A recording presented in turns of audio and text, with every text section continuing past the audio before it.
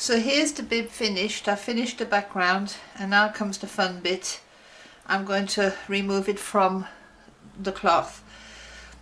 At the end of this video I'm going to be posting a long video of me working on the background. It's not got any commentary on it, but it'll give you an idea of how to do it.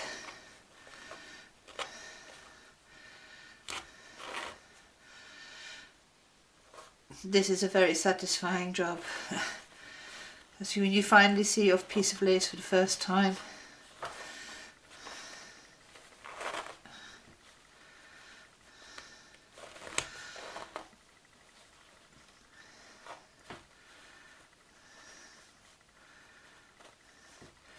So with this tool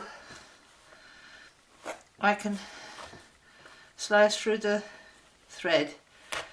You don't need one, you can use a pair of scissors if you want. But you have to be careful that you don't cut through the lace by accident.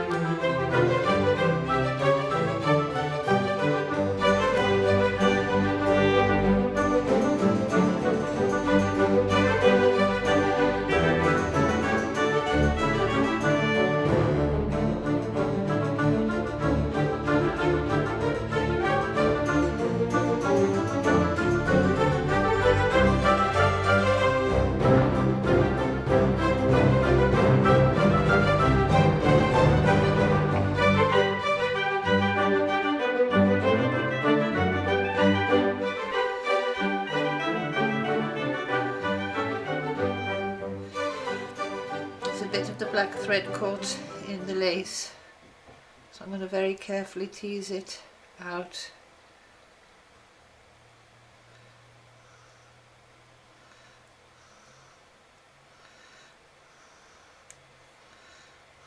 There we go.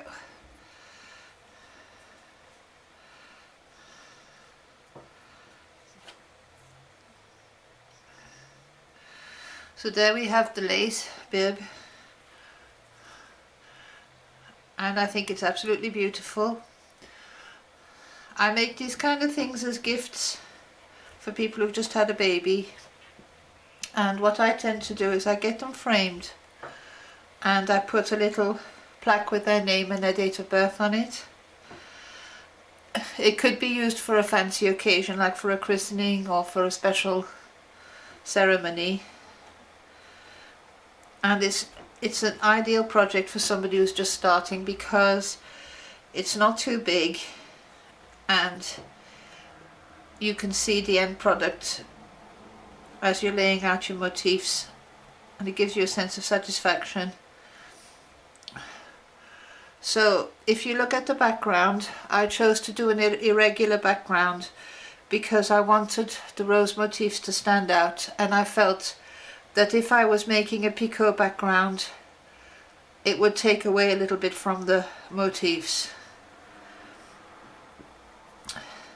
A lot of people are nervous about making a background mesh, and my advice is just go for it, because the more you do it the better you get at it. When you first start you might make mistakes, or you might feel that it doesn't look good enough, but believe me it does, because such fine work always does look good. There are no rules and there are no regulations. Irish crochet lace is a cottage based industry.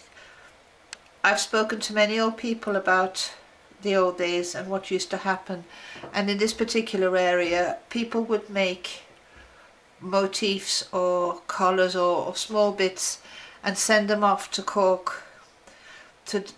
They used to say they were sending them off to the missions, because the idea was that you made something and gave it to the church, and then the church would make money out of it and spend it on missionary services. Lots of people only made one part of a project. Let's say somebody would be good at making leaves, so they would make leaves. Another person might be good at making scrolls, so they made scrolls. The pieces were sent to Cork and then they were assembled, and the church might have a few workshops. They would sort the pieces out and then they would send them out again to other workers who'd make the background. So people did what they could do best. In this day and age, we do everything ourselves, so we have to be good at leaves, at flowers, at motifs, at backgrounds. Whereas in the old days, a piece of lace might have been made by 10, 20 different people altogether. So don't feel as though you're failing if you can't do a certain thing. Practice does make perfect. If you look at some of the very first pieces I joined up, you'll understand what I mean.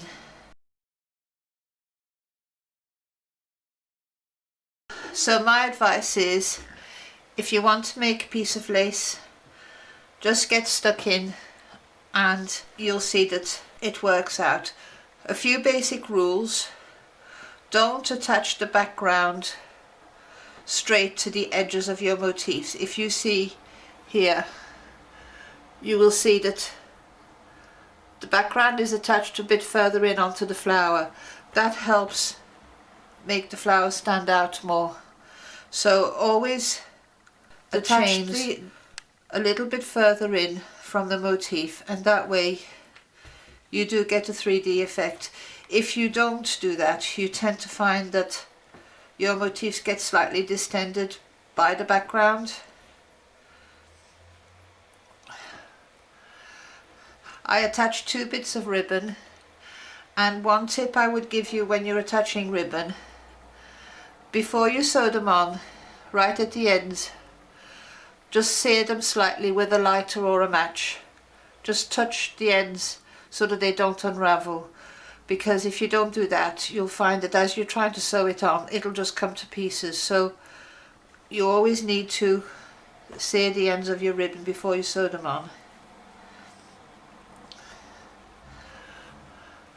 I hope you've enjoyed this project, and I'll be posting a video on how to make the scrolls. As you can see, the scrolls are a neat edge for this project. It gives you a proper defined edge.